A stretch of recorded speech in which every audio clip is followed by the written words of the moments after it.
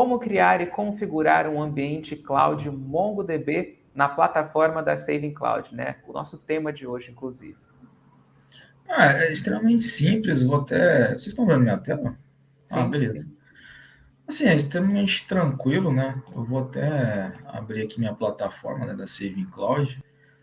Basicamente, você pode, obviamente, colocar aqui um Nginx na frente, um Tomcat, né? Mas eu vou me atentar aqui à instância do Mongo, né? Eu vou só usar o MongoDB, né, de forma isolada. E aí a gente tem aqui algumas informações de escala vertical, né? O node aqui é nó, né? Então a gente pode ter aqui de um Cloudlet até 8. Então isso é o default. Quando ele chegar a 8, teoricamente ele vai, entre aspas, não mais fornecer a capacidade de memória, né? Que é o 128 vezes 8, né? Vai dar um pouco mais aí de 1 mega, né? 1 GB e 3.2 GHz aí de processamento, é bem interessante. E ele é bem simples, né, de fazer essa escala. Eu posso aumentar aqui minha capacidade, né? Eventualmente vai aumentar um pouquinho o valor, né, se eu chegar até essa capacidade máxima. É bem tranquilo. Deixar aqui 2 GB. Aqui a gente pode aumentar o número de nós, né, do nosso cluster. Eu vou colocar 2 aqui para efeito de apresentação, né, e para efeito também de disponibilidade, sempre importante ter mais de um, né. Se um tiver algum problema, a gente tem um segundo ali disponível, né, para poder continuar provisionando os dados. A plataforma oferece também auto-clustering. Eu não vou entrar muito no mérito, mas basicamente é o esquema de réplica 7 que eu comentei para alta disponibilidade, né. A gente vai detalhar no próximo meetup.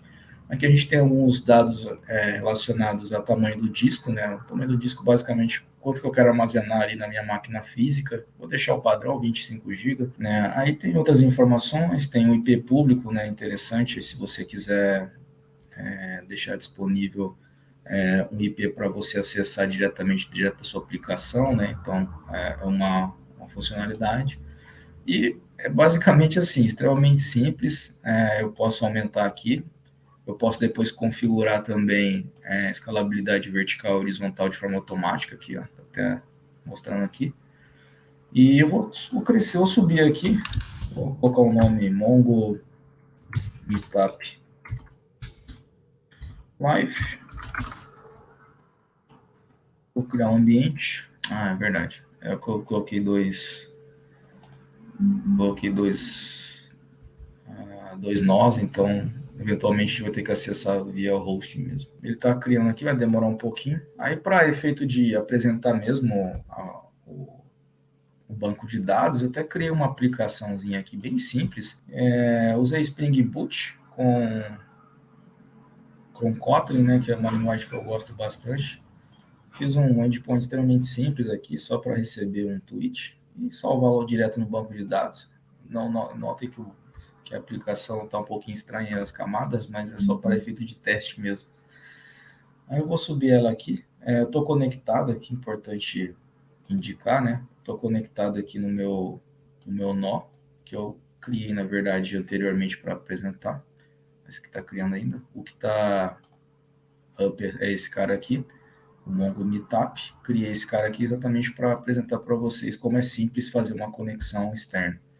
Então, basicamente, eu referenciei o meu host. Importante também, né, dizer que uma hora que a gente cria o nosso ambiente aqui na Saving Cloud, a gente recebe as informações de acesso, né, tanto a URL de acesso, o usuário principal, né, você pode mudar, né, pode fazer uma configuração usuário próprio, e a senha.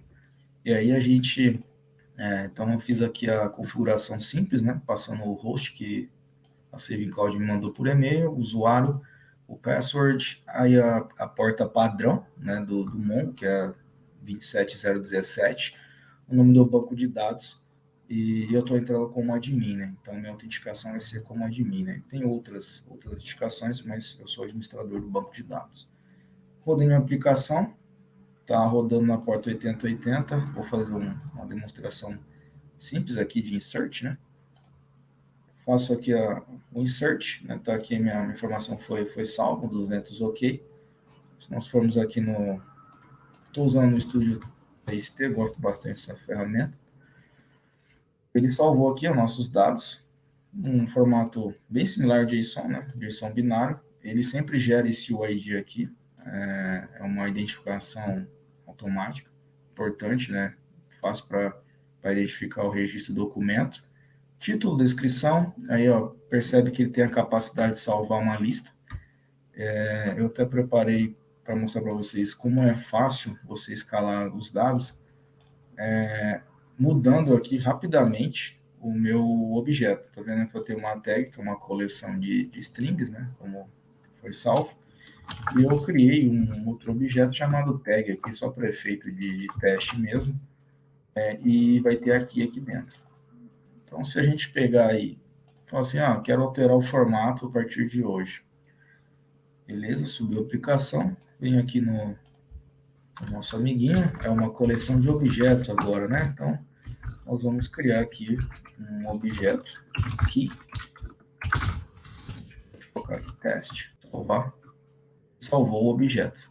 Se a gente for aqui na aplicação, mas no banco de dados, a gente consegue ver que ele consegue trabalhar e trazer, né? Como ele é um documento, não tem nenhum relacionamento entre objetos, ele salva tanto a lista quanto o objeto. E não só isso, eu posso facilmente fazer uma outra intervenção aqui no Twitch. Falar, não quero uma coleção, só pode uma tag agora. Rapidamente eu venho, subo minha aplicação, venho até aqui o meu Postman. Falar, não quero que seja uma lista, agora vou salvar objetos. Faço minha persistência na base de dados.